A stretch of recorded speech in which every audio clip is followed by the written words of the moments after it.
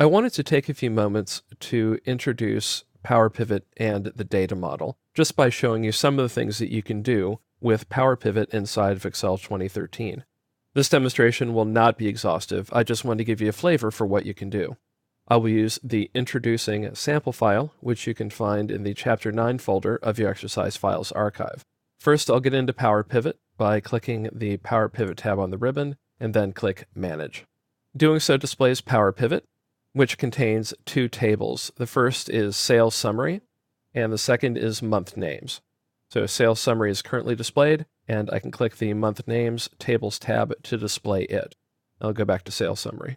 One of the great things about PowerPivot is that it uses something called vertical database technology to manage extremely large data sets.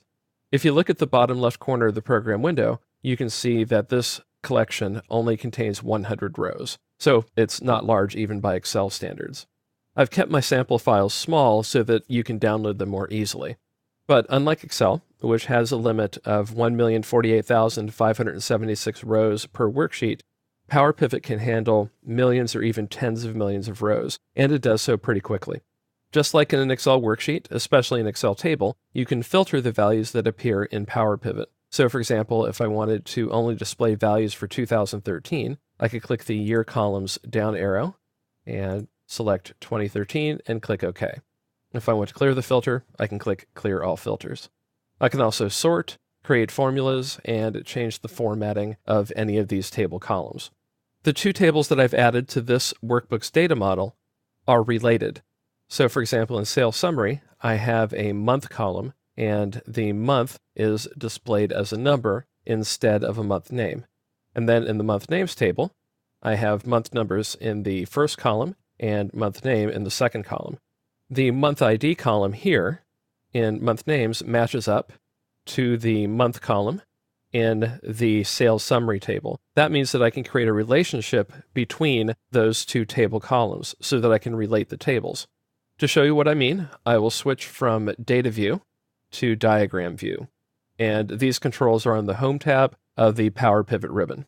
So when I click Diagram View, I see my layout and my two tables, Sales Summary and Month Names. And I also see that there is a relationship between Sales Summary and Month Names. That's what this line indicates. And if I switch back to Data View, I'll show you one way that this relationship helps when you have multiple tables that are related inside of PowerPivot. Specifically, I will create a pivot table based on these two tables instead of just one. To do that, I'll click the Pivot Table button, and again, this is on the Home tab in PowerPivot. I will insert the pivot table on a new worksheet, clicking OK, and when I do, I get my Pivot Table Fields task pane that contains two items, month names and Table 1, which is my sales summary data. So let me show you what happens if I just add the values from Table 1. I'll put month in the rows area, and I'll put department in the columns area, and sales in the values area.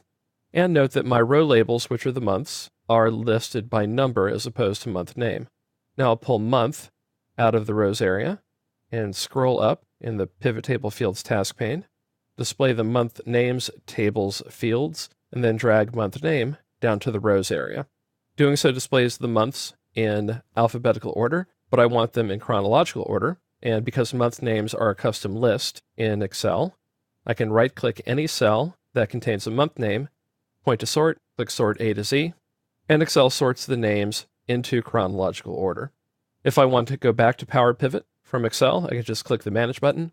And when I'm ready to go back to the Excel workbook from PowerPivot, I can go up to the title bar and click the Switch to Workbook button. That takes me back into Excel. That's just a quick overview of just a few of the features that you can use with PowerPivot.